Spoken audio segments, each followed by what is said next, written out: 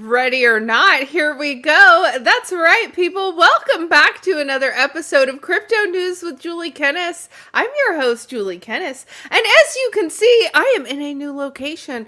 That is right. I was tired of fighting with the internet. I am pretty sure we probably have a slightly better connection. I don't know. I feel like my light is a little bright. Is my light a little bright? Let me turn it down a bit. Let's try that. Let's try that. Let's see how that works. Guys, we're working with the settings here. We're working with the settings. I don't know. Let me know how it's looking. Let me know how it's looking. How is it sounding? How is it sounding? You guys, I took everything apart. Had to reset up the whole live stream station situation. No more studio. No more studio. Yesterday was the last show. You know, I have to say I'm a little sad, though. I thought we would have more of a monumental last day in the studio. No. The internet was giving me issues. The kitty will be here at some point.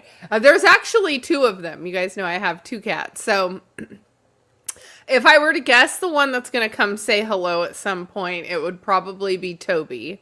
Toby is named after The Office, Toby from The Office. It's my daughter's cat.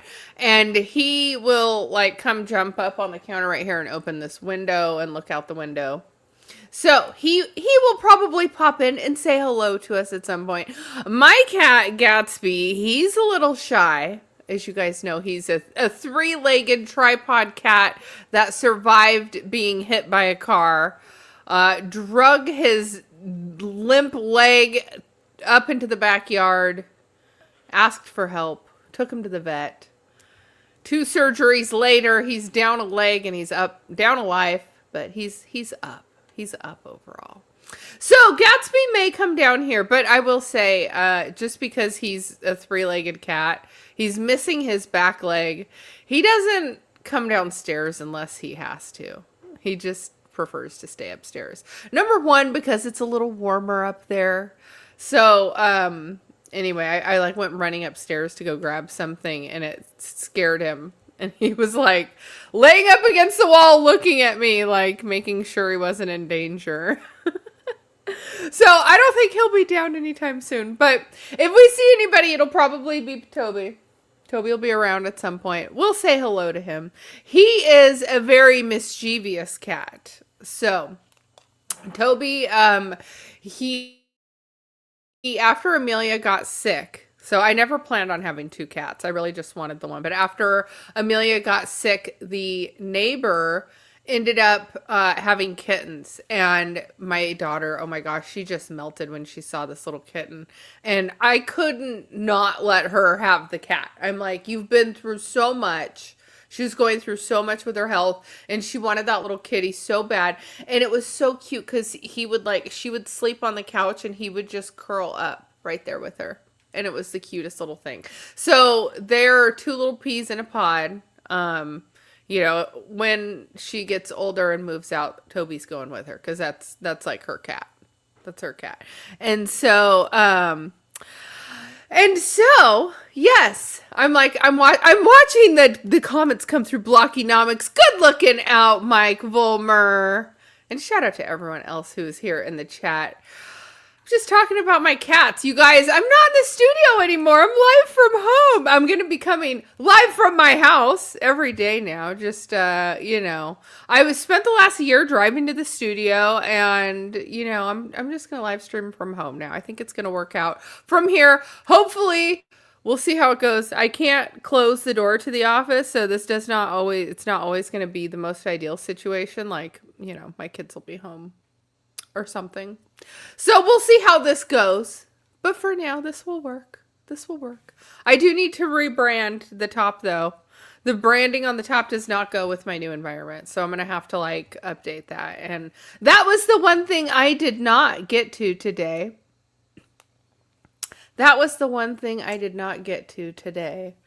Chipper says, peace of my mind posts on X, but he's not in here. We miss you. Peace of my mind. Come back. Come back. So, shout out to everyone in the chat, though. We had Mike Bulmer was in here first, and then Jesse was in here number 2. We had John Legend, the legend, and wonderful Mama Shadow. We're planning out our tour on the giant banana. Me and Mama Shadow, we're going cross country together. So, hello, Chipper. How are you? Black Hat team, good to see you.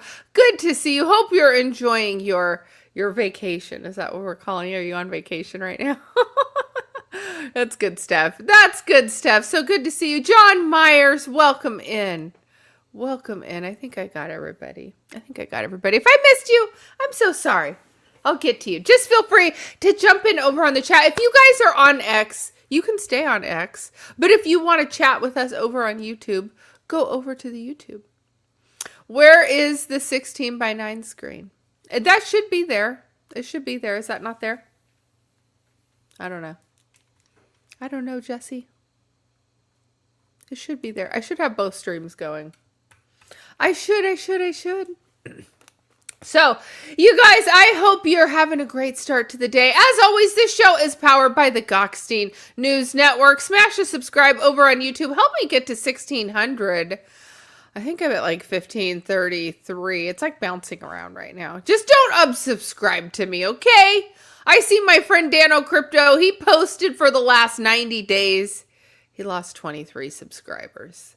That's just painful. Nothing says bear market like losing crypto subscribers.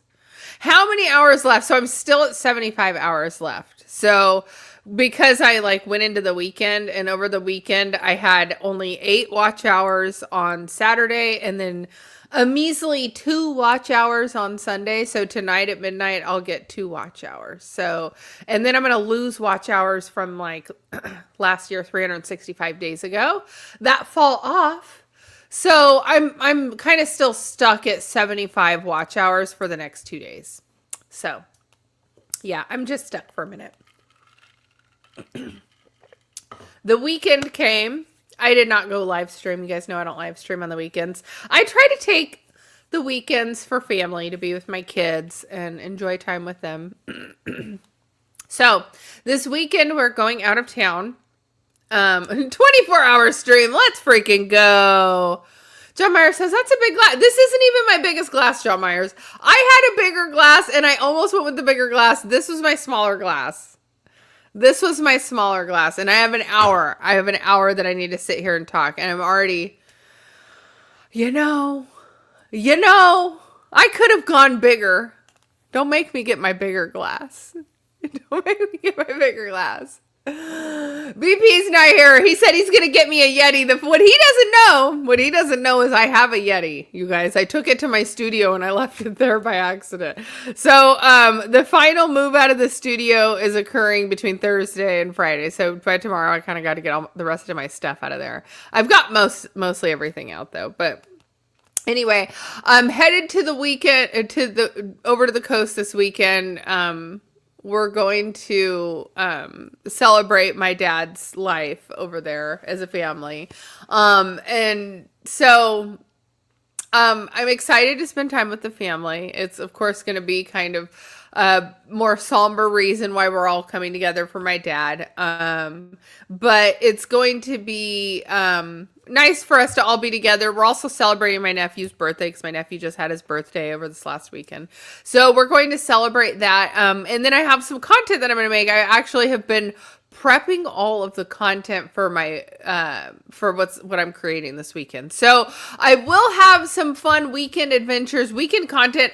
If you guys are not familiar with California, I think you're going to find it really interesting. If you've never been here before, it's a coastal area. Some of it will play off of things that I've already talked about in some of my other live streams, or not my live streams, but some of the stuff I've created from Ventura. And so, because I'll just be up north from Ventura. So if you guys have been following along on the channel, you'll kind of understand some of what I'm already talking about, but I think you guys will enjoy, you'll enjoy what I have planned for this weekend. So I'm super excited about it because I I kind of hit a rut on like, what am I going to do for my next video? And yeah, you guys, look, crypto is fun, but it's like it's a bear market. There's only so much to say during a bear market. Like, I have the articles for today pulled up, and we're going to get into the crypto show. We're going to pull up the charts. We're going to pull up the news. But it is just so boring right now in crypto because we're just waiting for positive price action. There's been a little bit of movement. The market's gotten a little noisy. We went from greed to fear, and now we're going to go back to greed, or from fear to greed. We went to 80 on the greed scale. So we're probably going to bounce back into the fear range one more time. It's boring right now. Finance in general is just boring. Do you remember taking finance classes in school? Boring. Boring. So we like to keep it fun. So, and some of you guys like some of my little adventure videos. So I've got a fun little adventure video planned for this weekend. So, crypto is dead, says John Myers. It's not dead. It's not dead. It's just taking a little nap. And when it takes a little nap like this is when we want to accumulate. So I'm going to keep screaming about accumulation because that's what we have to do. We have to accumulate when price is low. So.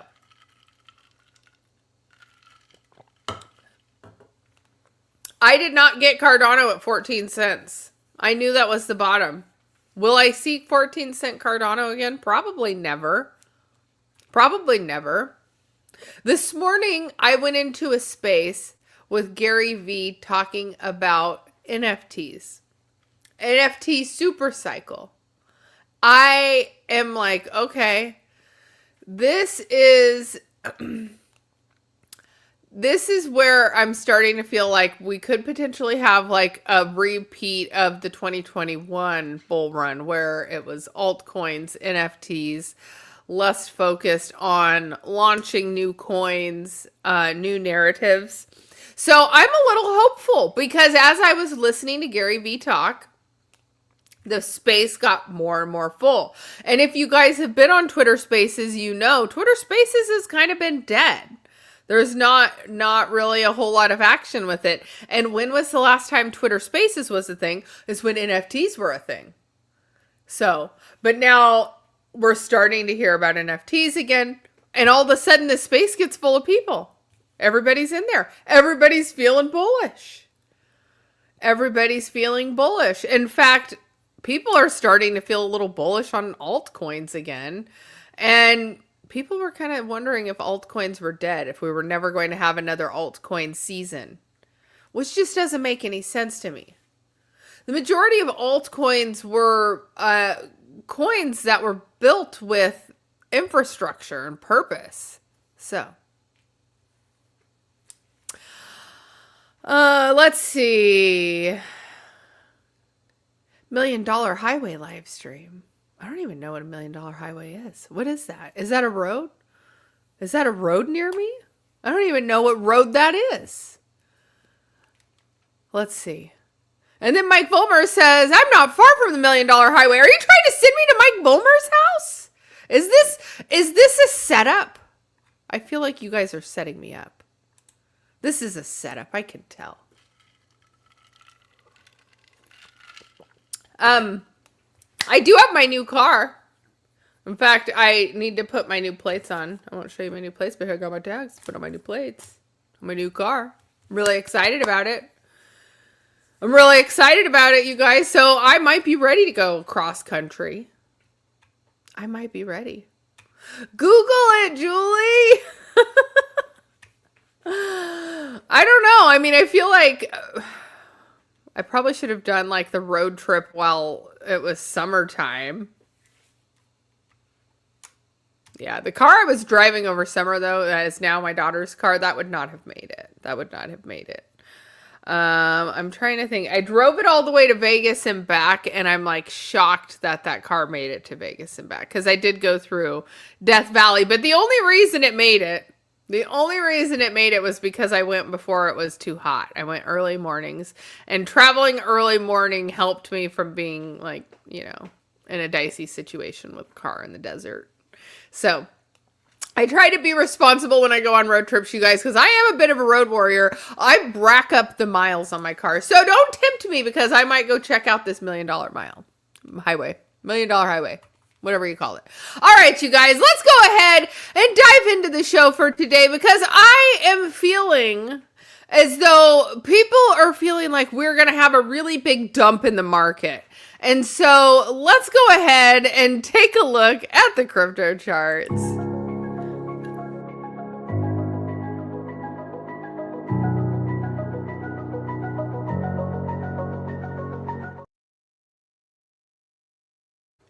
You know, Chipper, the only problem with live streaming on the road is just that you get to spots where the connection doesn't work.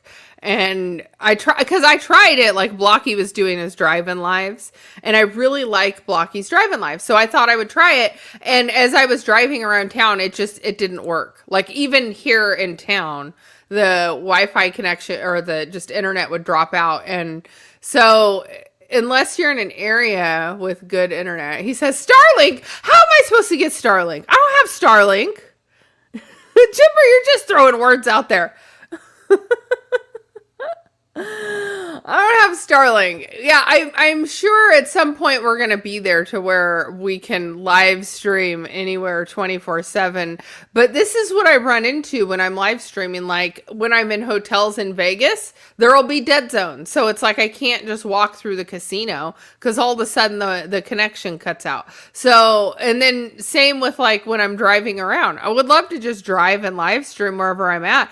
The only option is to be able to take the video and edit it after the fact and upload that, which is really where I'm at. Is a lot of the places that I'm going into, a lot of times like the internet is just not good. The pixels are crazy, and I want to create like good videos.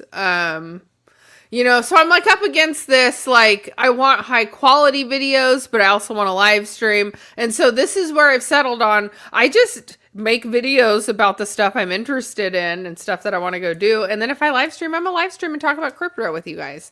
So, and if you know, I don't know how that's going to work with like my viewer count. If like people who follow me for my adventures see, oh, she's live streaming about crypto every day and the notifications are irritating, and they might unsubscribe to me because I post less adventure videos than my everyday live stream. So I don't know how long term that's going to work out for me, but for right now, I'm enjoying doing it. So all right, I digress, you guys. Let's take a look at Bitcoin. We rejected 80,000 rather hard, and as you can see here, we have been money flow in the out on Bitcoin with this steady stream down all the way to 78,333. We got angel numbers there. Look at that. So with this rejection, we have to see if we cannot cross over this 80K range. We're in for a potentially another leg down on this and a retest to a lower level. So what we could potentially look to see is where our positions are going to be getting back in, because if you're like me, you were sidelined for this pump, and there's not going to be many more pumps left where you are going to have a pullback where you can find yourself an entry, unless you're just scalp trading, guys. And I don't, if you're good at swing trading, congratulations. You're probably not watching this. But the majority of us who are going to DCA into Bitcoin, we're going to buy in when prices are low, when the chart is red. And so we would look to see when a better entry level would be. Would love to see 69K Bitcoin again, because 69K Bitcoin would be an excellent entry at this point at 78,000. I don't know that we're going to go down that low this time, though. And so then you have to look at what are your entries. So Bitcoin, we're just continuing to put in these big green dots. Money flow has continued in the red. We'll see what happens here. But what is more interesting to me is Ethereum, which is still holding on relatively strong. Relatively strong. I'd say it's up 1% on the day. Has not followed Bitcoin completely. Up 24.66. So in comparison, where we were at just 2 weeks ago at 1,800, I mean, and stuck at 1800. We were stuck at 1800.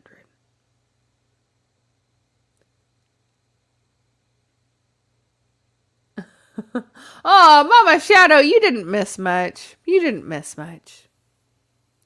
She was saying, insurance companies suck the life right out of you. Let me tell you, I don't know which insurance company you're dealing with, but I mean, I've dealt with medical insurance, but right now I'm dealing with the car insurance companies because I add a new car, inquire about a different coverage, and now my phone won't stop ringing, and I'm like, no, why did I do this? Why did I do this to myself?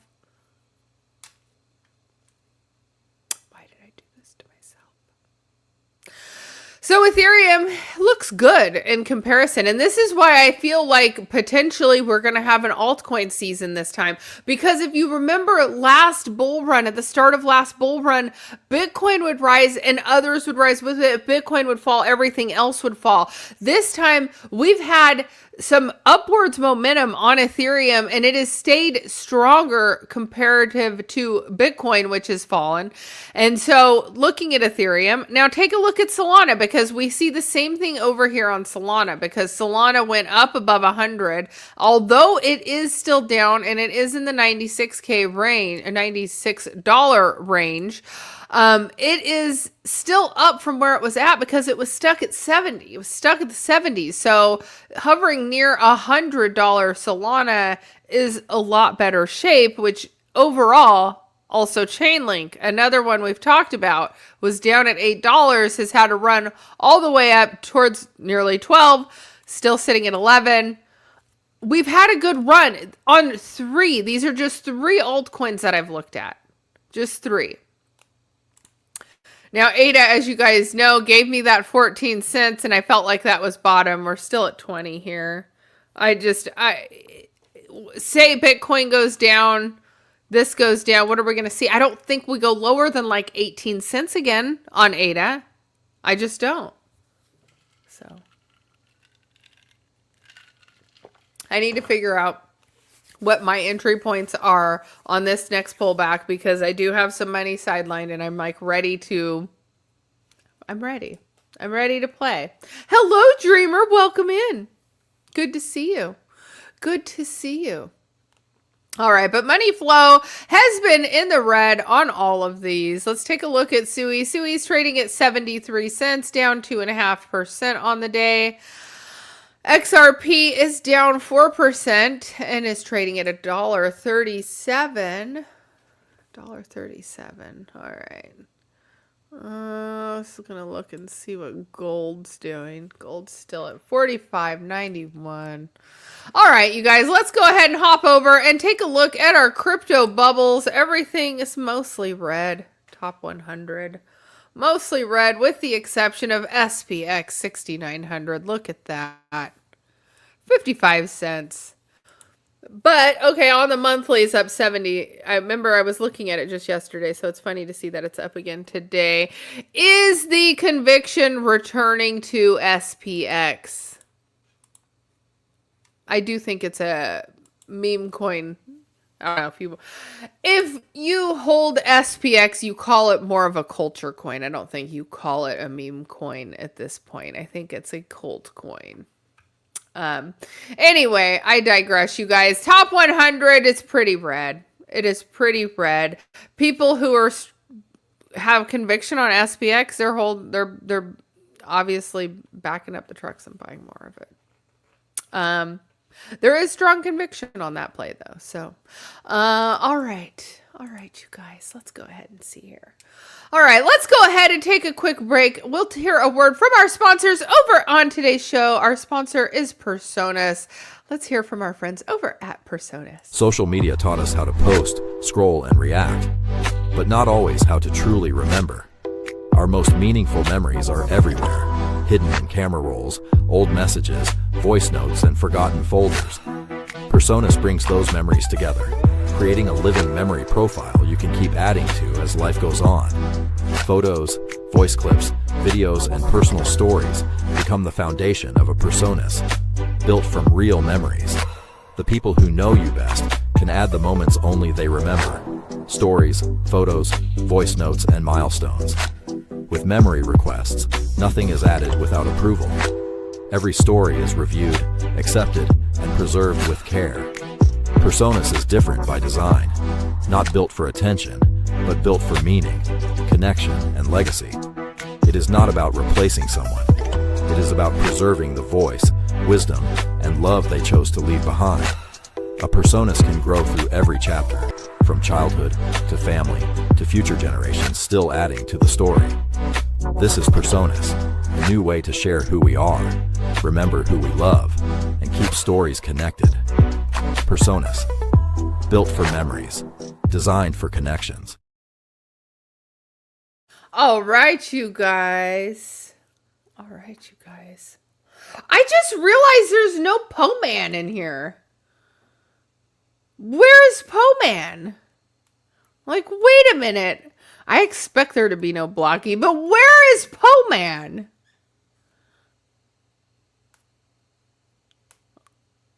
I did. I just scrolled everywhere. Hello, Steve Hickey. Welcome in. Good to see you. I'm screaming for Po-Man and then Steve appears. Welcome into the chat, Steve. It's good to see you. It's good to see you. I'm like, I know Po-Man's alive. We were chatting in the Blocky Discord earlier today. So I've been having fun popping into Blocky's Discord, you guys. Yeah, Blocky's allowed. He's playing with this cute little grandbaby. So I totally understand why he's not.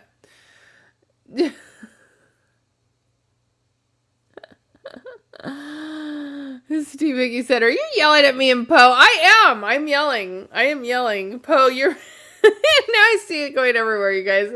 Poe, you're being requested. You are being requested. That's all right. It's all right. I have heard Po-Man in action, and he sounds like he gets busy sometimes. So if Po-Man is busy, I totally understand. So, all right, you guys, we do have some breaking news to get into, and it's exciting today because we're talking about finance. So let's get into the breaking news.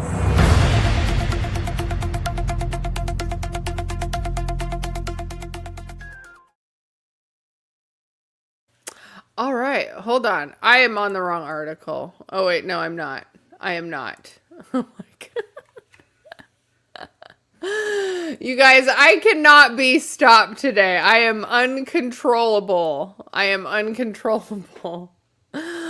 right, you're going to love this one. I knew you were going to love this one. So, Chain Analysis estimates that 457 billion in taxable crypto activities, says Carf misses most. So let's dive into it. So the blockchain analytics firm said just 14% of on-chain activity is identified as covered by the OECD's International Crypto Tax Reporting Framework. So let's dive into it. Potentially taxable on-chain crypto activity reached at least 457 billion globally in 2025, while international reporting rules may capture only a fraction of it. So the US accounted for an estimated 112 billion in total, while North America led all regions with 134 billion, followed by the European Union at 125 billion. So the estimates included realized gains, income from activities such as mining, staking, lending, and crypto-denominated payments across 6 major blockchains, but exclude trading and other wallet activity concluded within centralized exchanges. So what this means is people are not filing their taxes on the crypto that they're trading, and Chain Analytics are able to see that. So Chain Analysis said transactions covered by the Organizations for Economic Cooperation and Development, or the OECD's Crypto Asset Reporting Framework, or CARF, accounted for just 14% of the on-chain taxable activity it identified.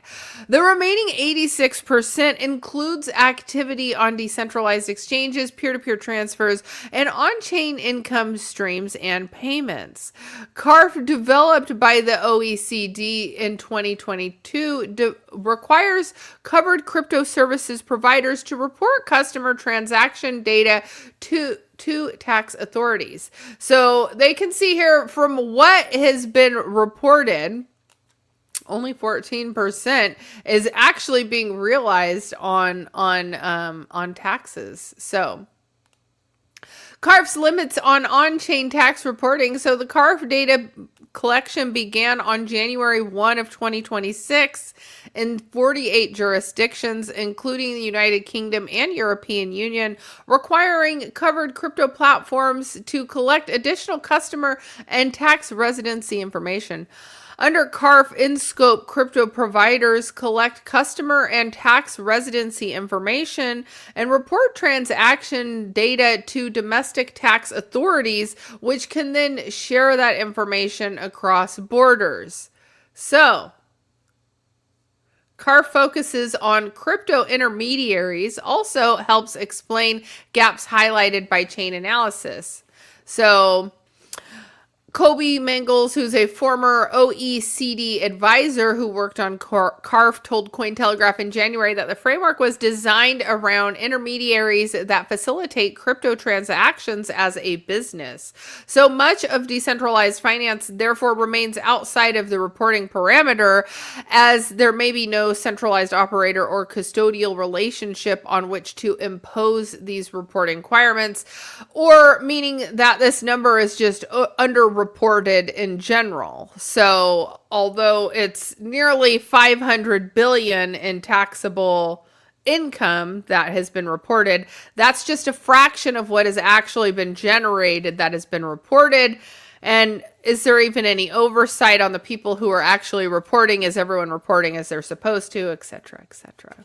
So that could change as regulators develop rules for decentralized platforms. So Mangel said that tax authorities are watching developments in anti-money laundering regulations, including efforts determined by when DeFi platforms and their operators should be treated as regulated crypto service providers. So there you have it. This is a little excerpt here from the CARF operating framework. So this shows how the CARF service providers report and apply the due diligence rules, which are this whole process, you guys. It's extremely boring, but the reason I wanted to talk about this particular article is because the fact that we're going to start to see a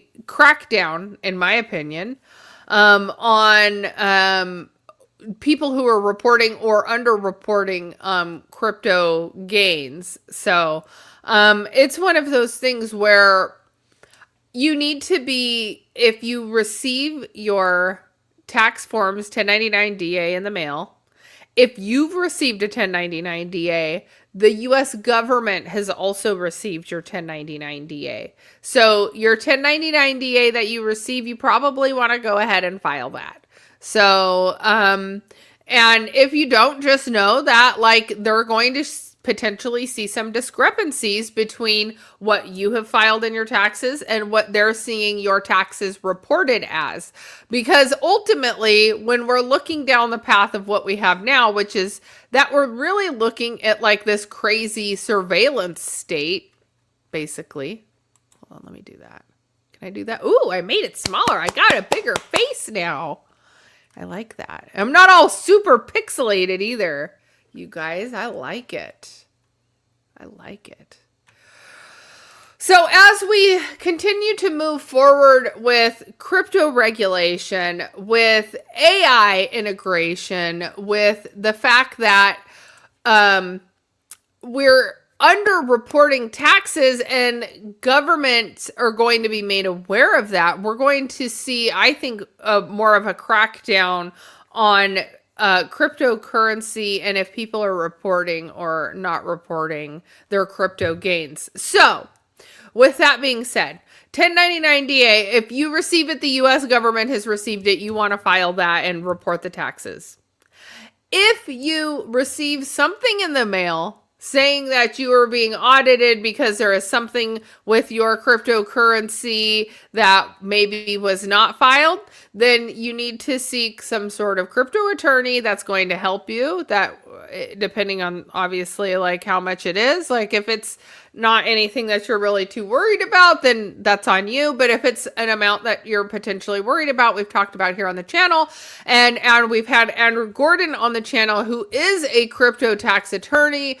He is brilliant, you guys. You don't have to think of attorneys in a negative light. There are attorneys who are there to help you. And if you find yourself facing an audit, then you need an attorney such as Andrew Gordon, who's going to just make someone's life extremely difficult for auditing you. And ultimately, if it's making your life a pain, why not make their life a pain? I've played some of Andrew Gordon's content on here before. One of his customers was audited, and when they submitted all of the paperwork for the audit, they decided to print it all and send it in a box, which was extremely inefficient. Someone had to then take all of those papers and scan them or do something with them. But that was how they submitted for the audit. And that's just brilliant. You want someone who's going to help be creative in ways to help your money continue to work for you. Because ultimately, the US government takes your money. They take their taxes before you even get your paycheck. Right? And then their tax system is built in on point of sale kiosks. Like, they have their hand and they're getting their claws into all of your money regardless. They're getting their hands on your money regardless. So I think, as long as you're doing what you need to report your taxes, and if you end up facing an audit, then I think you should do everything in your power to make their life a pain too, because it's just not right. That's just not right.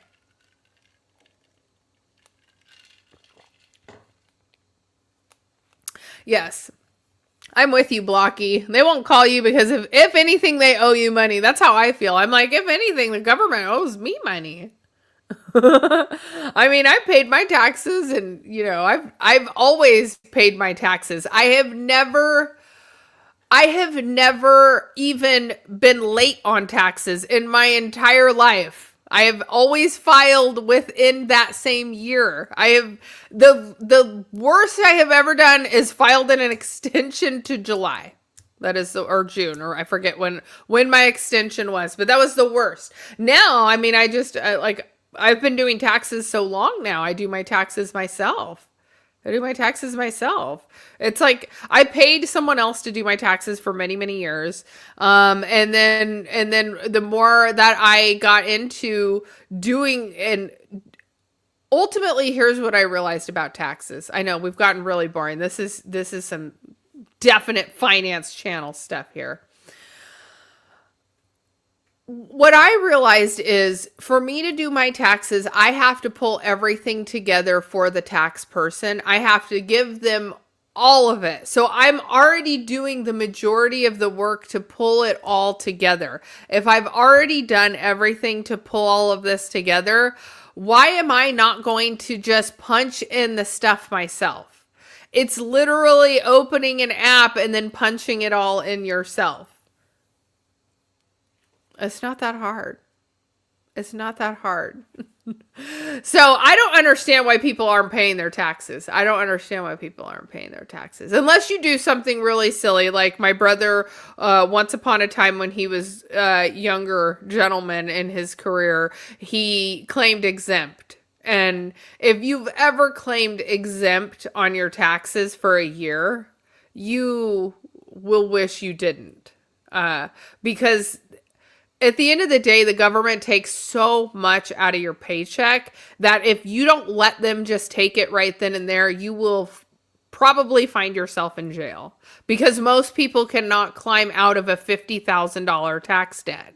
The way that the government has it is you can't take 20 years to pay it off. You don't get to take, oh, I can only afford this month. No, it doesn't work like that. If you owe them the money, you owe them the money. So anyway, I digress, you guys. The reason I wanted to talk about taxes is because this article popped up and it was so incredibly boring that I'm like, I absolutely need to talk about this, because what this tells me is that they are watching, they can see, and that we're just on the cusp of AI cracking down on all of this. And, you know, before you used to have people in the government auditing you and you know, flagging you. Not if AI is doing it. You know, you've got people saying, oh, I got auto rejected from a job 5 seconds after I applied for it because it was AI. Just wait until that's your taxes. Just wait until you submit your taxes and you're being audited immediately because of how it's gone in wrong. You know, it's like, I'm just saying. I'm just saying. So. Yeah, Blocky said, you can set up payments. Trust me, I know. Yes, you can set up payments, but they're not little payments. They're not little payments. Like, they want you to have it paid off, like, within a year, don't they? So that's my point. If you owe $50K from the prior year, and then you have to fix your income, your tax payout, your tax, so that it's better for the following year because you didn't do it this year. Now you owe all of these payments to Uncle Sam. Well, that's now coming out of your payments from the next year. So now you're paying the US government double the amount in the next calendar year. It's just painful. And most people can't afford it. So Blocky said, I've never made good enough money to pay on crypto. Yeah, you know, if you are making trades and you're taking profits and winning a good amount, then you need to pay your taxes on it. You need to pay your taxes on it. I had to pay mine when I did my good trade on the Robinhood trade. I had to pay my taxes on it. I did. I made good, you guys. And I just, you know, I've never wanted to find myself in trouble. So, I'm not going to tell you guys too much. I promised myself I wouldn't tell you too much. But if you've ever been in trouble with the law before, you never want to be in trouble with the law again. So if you've been in trouble before, then you tend to be overly cautious because you never want to be in trouble again. So, and you guys know some of my stories here on the channel. We've talked about them before. All right, you guys, moving on to our next article. 77% of Americans see crypto in retirement plans as risky. This is a new survey that finds broad skepticism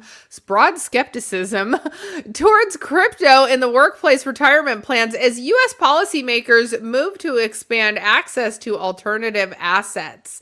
So let's dive into it. More than 3/4 of Americans view cryptocurrency in workplace retirement plans as risky, as concerns over retirement securities mount across the United States, according to a new survey.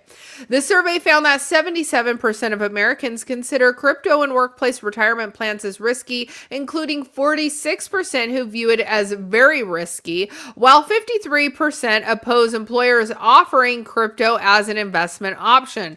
53% of people oppose employers offering crypto as an investment option. There is so much more work to be done to onboard retail. My best friend's fiance still thinks crypto is not real money. And I'm like, how is it not real money? How can you really think it's not real money? They really just think it's invisible numbers on a computer and no dollars ever come out. It's just...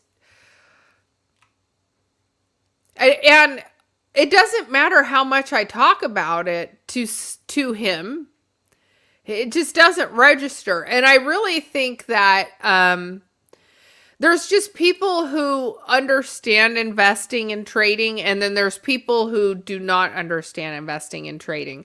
And so a lot of people don't even understand investing and trading in general.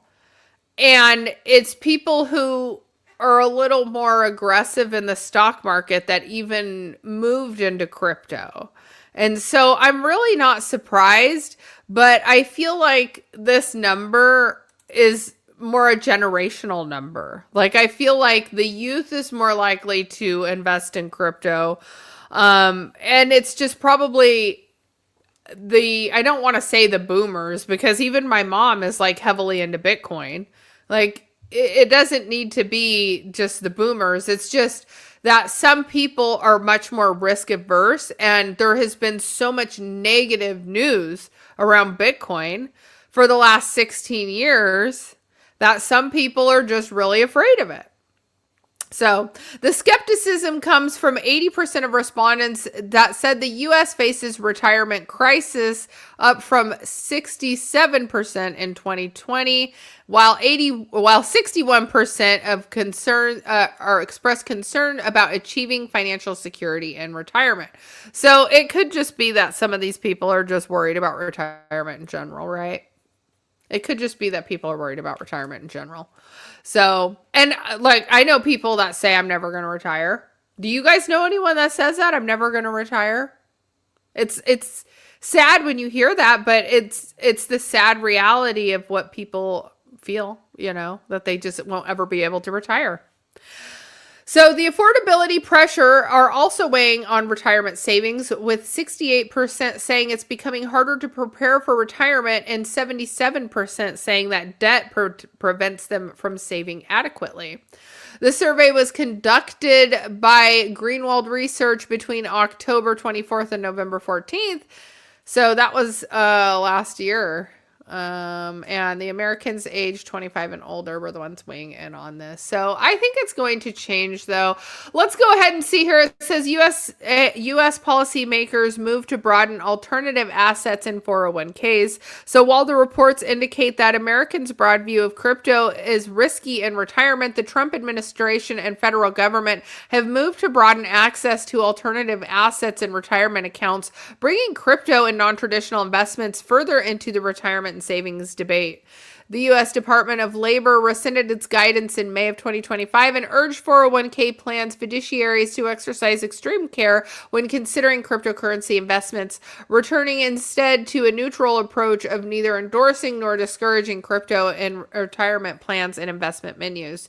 So, but again, like, look, there's all these Trump accounts, kids who were just born, or I forget what age it extended all the way up to with the Dell family. I think all the way up to age 10. But all of these kids were given accounts that were funded. And so, when you would look at investing in your early 20s and early 30s, and you would see how this swing of the investment is, you have to have held for a long period of time to receive all of the gains of holding that asset. And so with these Trump accounts and funding the Trump accounts, it's ultimately teaching these kids that, hey, it was this small amount at the beginning, but now it's this large amount when you're 20 years old, versus being 20, barely making ends meet, trying to make it with a young family, and then, 20 years down the line, by the time you're 40, it's just hard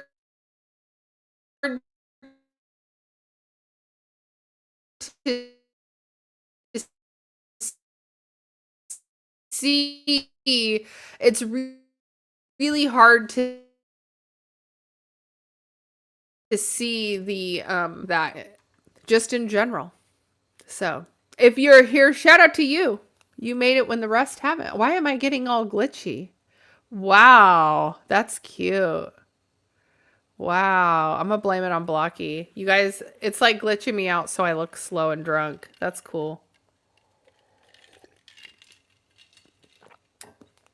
It is a different chat without Poe. See, it's even making my internet suck. Making my internet suck.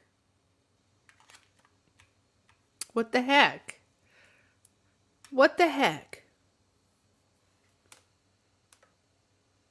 All right, you guys.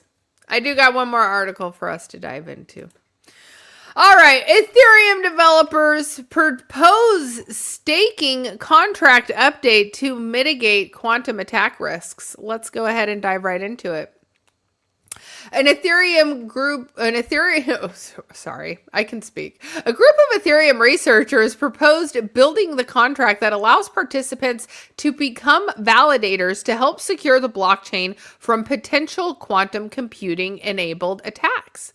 The proposal targets the deposit contract, or the entry point from which users lock up Ether to qualify as validators to operators to verify transactions and keep the blockchain running. It seeks to add a switch to prevent the network to accepting the signature format it currently relies on. Wow, that is crazy. I don't even know how I would feel. I mean, you still have to sign for it though, right? You still have to sign for it. The current format is one of the obstacles to implementing the broader rollout because it's hard-coded the size of the specialized cryptographic key into pairs known as BLS keys. Ethereum could accept the quantum-resistant signature even if developers agreed on one tomorrow. Oh, wait. Ethereum could not accept a quantum-resistant signature even if developers agreed on one tomorrow.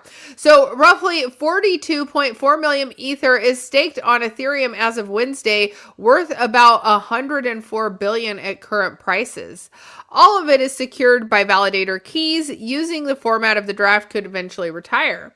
The proposal is an early draft awaiting review and currently filed under a placeholder number, with one of the repository maintainers suggesting to be numbered IEP 8394. The proposal also retires the old depositor processing system that Ethereum has used since staking was introduced in 2022 and transfers deposits into the newer framework already handling withdrawals and validating changes. So the validator currently signing transactions with the BLS, a system whose main advantage is that of 100,000 signatures can be squashed into one, which keeps Ethereum's consensus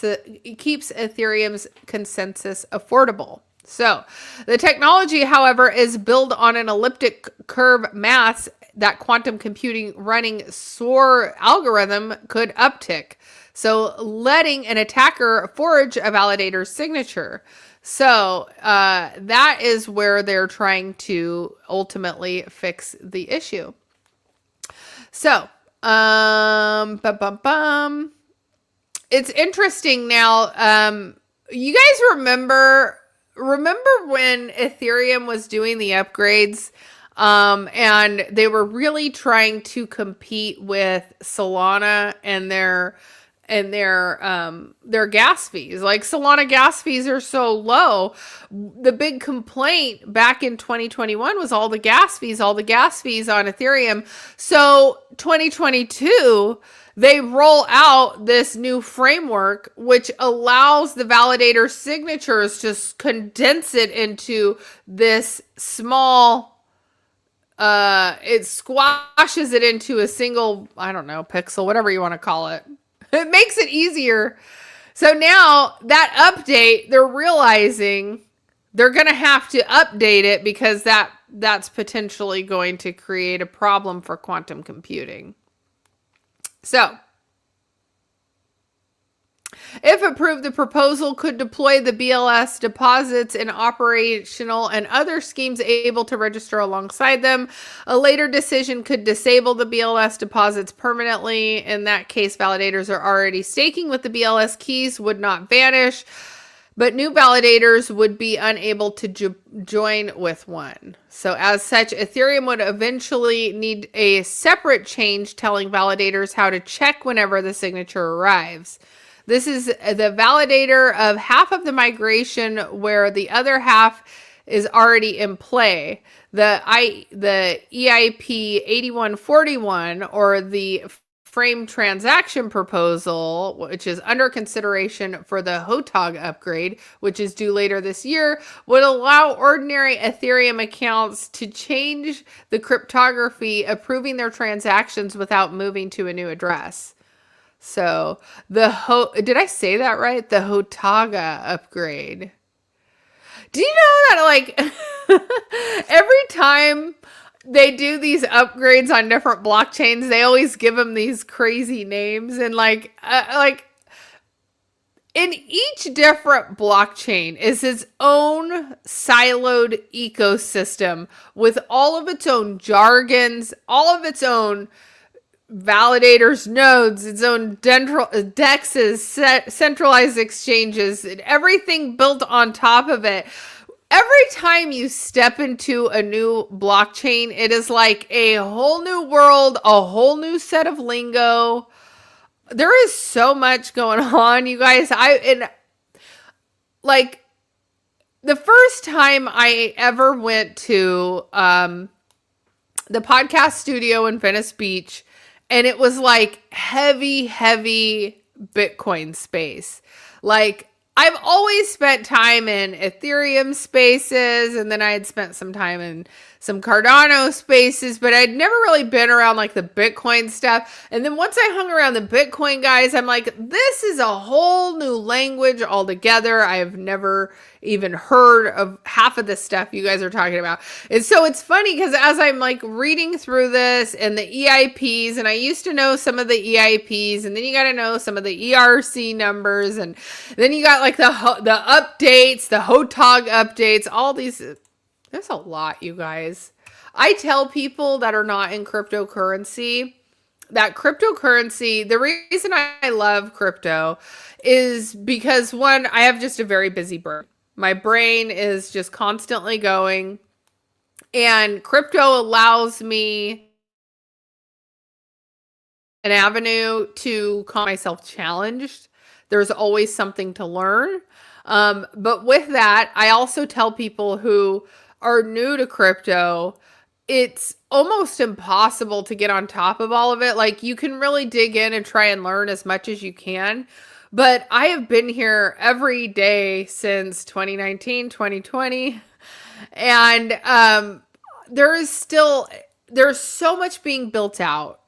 And it's growing so far, so fast, so many developers, so much being built, so much security, upgrades, you name it. Like, it's a lot to follow and learn. And as much as I try, I will always be at a learning deficit in crypto because it's just growing so fast. I mean, every day I'll get on Twitter and all of a sudden there's something new I've never heard of that's been deployed. And, it just goes to show you that there's just so much. There's so much. So, yeah, where is Po-Man? Now I'm worried about him because Po-Man doesn't ever not show up for a whole show. I mean, we've been here for an hour and Po-Man still hasn't shown up. I'm a little worried now. Now we're going to have to make sure Po-Man's okay. We need to make sure Peace of My Mind is okay. What's happening, you guys? What is even happening? All right, you guys, that is the show for today. If you guys are new here, smash the subscribe. I go live every day at 1 o'clock Pacific time talking about all things crypto.